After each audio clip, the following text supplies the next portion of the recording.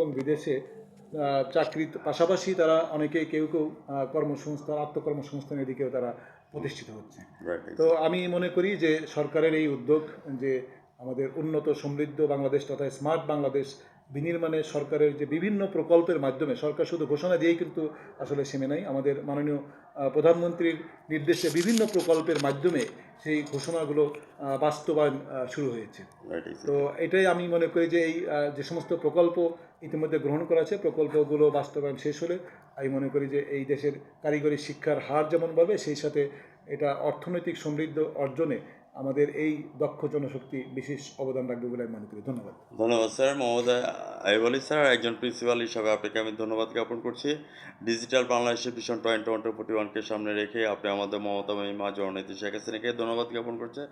তার সাথে আমি আমাদের চ্যানেল থেকেও আমাদের মমতা মহিমা জননেত্রী শেখ হাসিনাকে ধন্যবাদ জ্ঞাপন করছি যে ভিশন 2041-এর যে কথাটা বললেন, আবার 2021 থেকে আবার 30 সালের যে গোলটা আছে সেটা হচ্ছে স্মার্ট বাংলাদেশ এবং এসডিজি গোল, অর্থাৎ সাস্টেনেবল ডেভেলপমেন্ট গোল।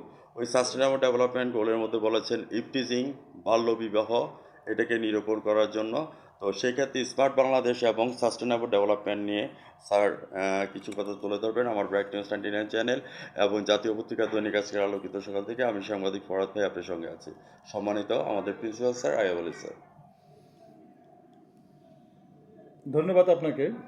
আসলে আমাদের কারিগরি শিক্ষার হার বৃদ্ধির জন্য আমাদের ইতিমধ্যে বলেছি যে আমাদের এর আগে 64টা টেকনিক্যাল স্কুল অ্যান্ড কলেজ ছিল। সেই 64টা টেকনিক্যাল স্কুল অ্যান্ড কলেজকে আরও বৃদ্ধি করে বর্তমানে 149টি কারিগরি শিক্ষা প্রতিষ্ঠান আমাদের এই কারিগরি শিক্ষা অধিদপ্তরের অধীনেই অলরেডি নির্মাণ করা হয়েছে এবং আরও 329টা প্রতিষ্ঠান নির্মাণের জন্য প্রকল্প অলরেডি কাজ শুরু হয়ে গেছে এবং 22,000 সামথিং কোটি টাকা, 22,000 কোটি টাকারও বেশি একটা মেগা প্রকল্প মাননীয় প্রধানমন্ত্রী জননেত্রী শেখ হাসিনা এটা গত 2020 সালে এটা অনুমোদন করেছেন এবং সেটার কার্যক্রম শুরু হয়ে গেছে।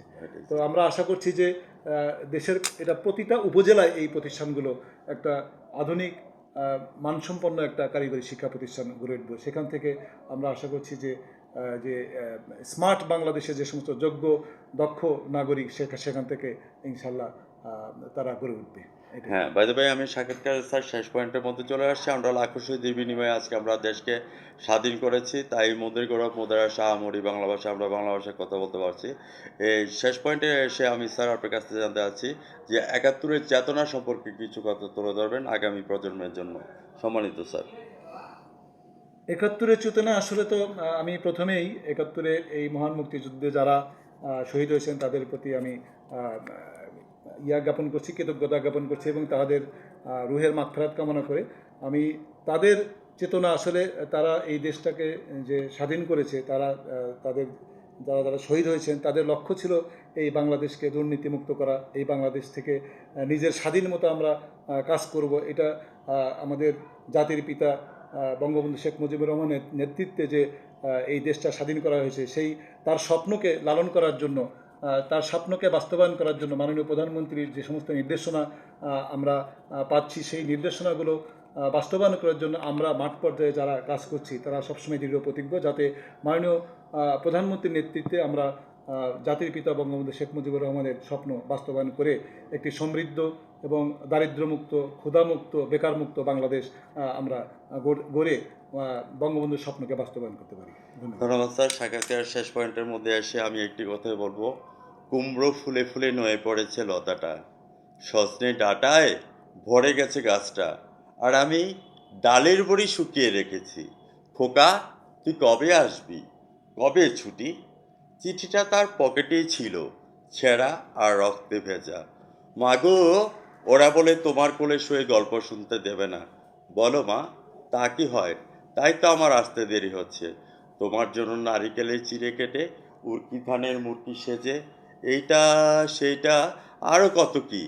তার খোকা যে বাড়ি ফিরবে, ঝাপসো চোখে মা তাকায় উঠোনে উঠোনে, যেখানে খোকার সব শকুনিরা ব্যবচ্ছেদ করে। আজকের এই বিশেষ দিনে 71-এর চেতনা সম্পর্কে যে কথাটা স্যার তুলে ধরেছেন, আমি আবু জাফর আওয়াদের লেখা কোনো এক মাকে কবিতাটি আপনার জন্য আমি উৎসর্গ করে দিয়ে গেলাম।